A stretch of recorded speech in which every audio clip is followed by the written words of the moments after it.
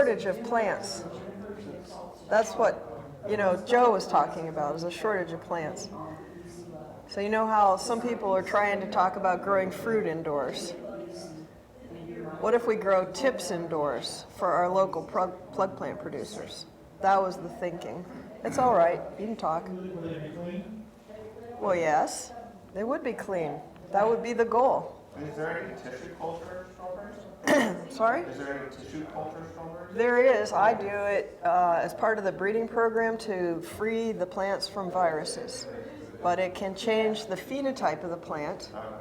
So, for instance, yes, so you can get I've seen higher yields, lower yields, different color fruit, softer fruit, susceptibility to disease that the original was resistant to, all sorts of problems. So it's something that I would recommend only doing when in the breeding process. Though I know that several nurseries use that to meet the demand that you all have for a new cultivar. That's another reason why I think it'd be good if we were patient. Persistent, but patient.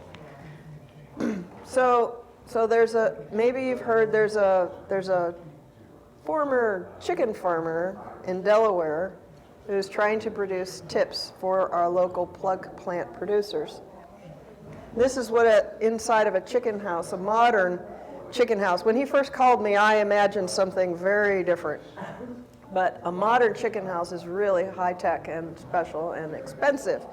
But if you're already a chicken farmer and you've got a chicken house and the poultry company is abusing you, then here's an alternative. So this was his first crop, where he learned to make a lot of mistakes, and he was very innovative about it. I don't know if you've ever seen this plant growing in its natural state, but it's not this short.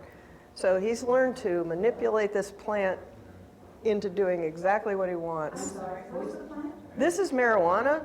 I'm heading towards strawberries. Okay, but marijuana is so valuable that he was able to make a lot of mistakes and learn a lot of things for us. And he's perfectly happy sharing this. He doesn't want to be exclusive. He wants other people to feel like they can get into the strawberry tip production industry too. He's saying get out of the marijuana industry, by the way. Yes, yeah, the market is correct. It's going to, yeah. So he is, according to the state of Delaware, the marijuana producer who produces the highest quality organic and the highest yield in the whole state. So he's learned quite well. Yes, sir, I can. The problem is that as a purchase harvest, the THC level goes up. So you can go right to harvest great plants, and then you can't sell it because the THC level is too high. Andrew Ritchie, who's here, I'm not recommending marijuana production. No, I'm just saying he learned a lot. In fact, he developed these lights that run on 1/12 of the amount of electricity they normally would, and he had them tested by the underwriters lab to make sure they're safe. So he's really innovative, and I've learned a lot from his questions that nobody's ever asked me before. And he started with this kind of structure, which is what he had seen and other people had said, this is how you do it. I mean, there's a scientist in Ohio, Cherry Kubota, who's doing a great job promoting indoor fruit production. This is what she suggested, but he immediately abandoned it and went to this. This was his last year's chicken house full of strawberry runners and tips. So he had good yield, but if you can see, the plants are growing on the left there. They're growing in potting mix. And he told me in less than normally charming words how awful it was to remove those from. So he tore it all down and he started again, and he tipped those troughs even further so the plants are growing straight horizontal.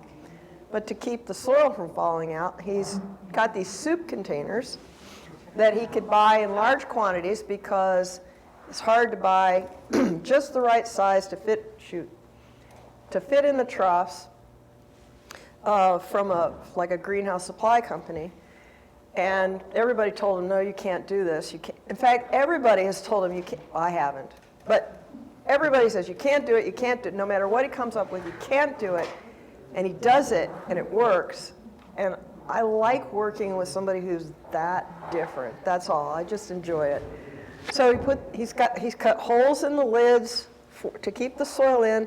Oh, plus in the other system, the runners from above were pegging below, so he lost like 5,000 tips that he could have sold. And then on top of that, you see the hole in the side of the container? Water drips in there, and then on the other side of the container, he's got the little holes. So in the far right picture, he's got the little holes that excess water can drain out of. But he learned growing marijuana, you don't want to have any water dripping out. If possible, you give them just the right amount of water and no more, and then you don't have a mess, you don't have humidity, that sort of thing. So this is kind of what it looks like.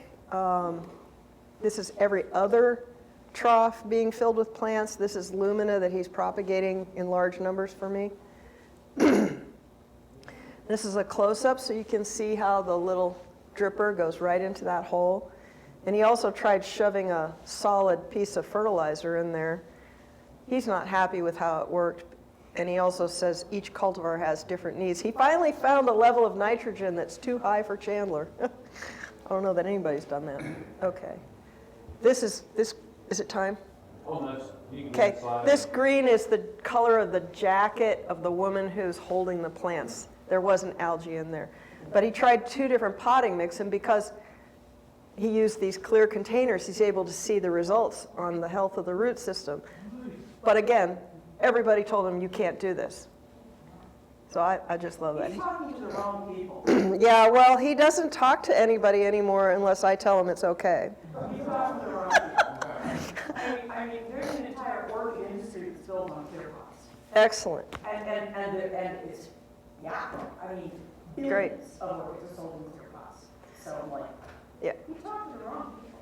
So chicken people clean their lines for the chickens with hydrogen peroxide, and he used it for the marijuana, and he used it for the strawberries, and now he's got me using it to keep disease down in the greenhouse because it doesn't carry out to the field. You know, I want them to die if they get in the field.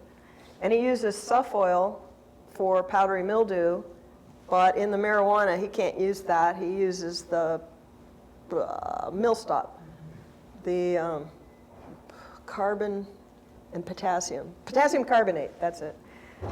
So that's all there is to that. I just wanted to share that since we were all, I'm looking forward to our industry adopting this new level of nursery plant production, and it would be especially nice if it was local for our local industry, right? There's only one problem with chicken houses. I'm sure there's more than one. There's a big one with produce safety, is you cannot clean a chicken house good enough. Actually, you should go talk to him because he has done it. He's been certified clean.